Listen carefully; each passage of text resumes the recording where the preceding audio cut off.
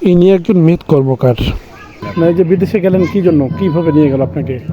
আমরা যে বিদেশে গেছি, আমরা হলাম সরকারি কারুশিল্পী, মানে মৃৎশিল্প বিভাগের মধ্যে যে রাজশাহী শখের হাঁড়ি, ঐতিহ্যবাহী শখের হাঁড়ি, সেই শখের হাঁড়ি কারুশিল্পী হলাম আমরা। আর আমরা মানে শখের হাঁড়িটা বিলুপ্ত হয়ে গেছে, আমরা ঐতিহ্যটা ধরে রেখেছি। এর জন্য কারুশিল্পী হিসাবে আমাদেরকে জাপান সরকার এবং বাংলাদেশ সরকার যৌথভাবে আমাদেরকে জাপানে নিয়ে গেছে প্রদর্শনী করার জন্য। প্রদর্শনের জন্য কি কি নিয়ে গেছেন আপনারা? আমরা এখানে শখের হাঁড়ির আইটেমগুলো নিয়ে গেছি। সবগুলো, যেমন বাচ্চাদের খেলনাপাতি, এই জাতীয় জিনিস। কতদিন ছিলেন ওখানে? ওখানে ছিলাম 49 দিন। ওই খরচ তো সব সরকারি বের করছে? সম্পূর্ণ খরচা সরকারে, আর আমাদেরকে সম্মান দিয়েছিল। কেমন সম্মান দিয়েছে 2,18,000 টাকা করে। কতজন গিয়েছিলেন আপনারা? 39 জন মোট বাংলাদেশ থেকে। সবাই মিলে 2,18,000 টাকা করে পেয়েছি। আচ্ছা আচ্ছা আচ্ছা। 5 জনে না? এক একজন। আচ্ছা আচ্ছা আচ্ছা। তো কত বছর থেকে আপনি এই কারুশিল্প? এটা আমাদের জন্মগত, এটা বাপদাদা ঐতিহ্য। বাপদাদা ঐতিহ্য আমরা ধরে রেখেছি। আচ্ছা আচ্ছা। মাটির জিনিস তো আর চলে না এখন, এই শখের বসে হয়তো দুই একটা চলে, এটাই। এটা নিয়ে কি সংসার জীবনযাপন চলে আপনাদের? কোনো রকম পেট চলে, কিছু করবোই আশা করা যায় না। আচ্ছা। মাটির জিনিস বিক্রি করে, কারণ মাটির জিনিস আপনার ঘরে কয়টা আছে বলেন? মাটির জিনিস আমার ঘরে নেই, ওই জন্য সমস্যা। আচ্ছা আচ্ছা। আপনারা মূলত কি কি ধরনের জিনিস তৈরি করেন, যেমন দু একটা নাম বলেন?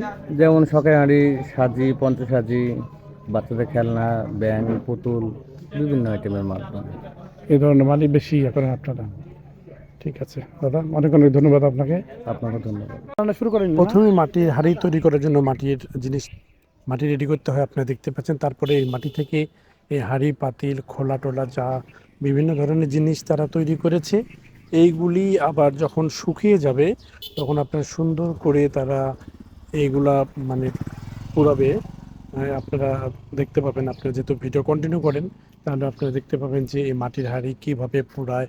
এবং এই যে দেখতে পাচ্ছেন যে এটা শুকায় গেছে, তারপরে তারা এই যে পালা দিয়ে আগুন জ্বালিয়ে দিয়েছে, আগুন জ্বলছে। এবং এটি এক সময় একবারে যখন লাল হয়ে যাবে তারা সে সময় এটা বন্ধ করবে এবং বিক্রির উপযোগী হবে। যে দেখতে পাচ্ছেন এই যে এগুলা পুরানো হয়েছে, এগুলা পুরানো জিনিসপত্র, এগুলা বিক্রির উপযুক্ত হয়ে গেছে।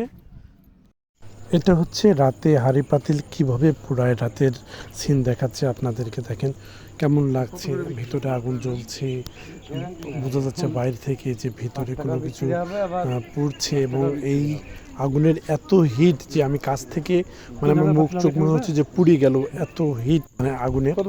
তো আপনারা দেখতে পাচ্ছেন, দেখেন।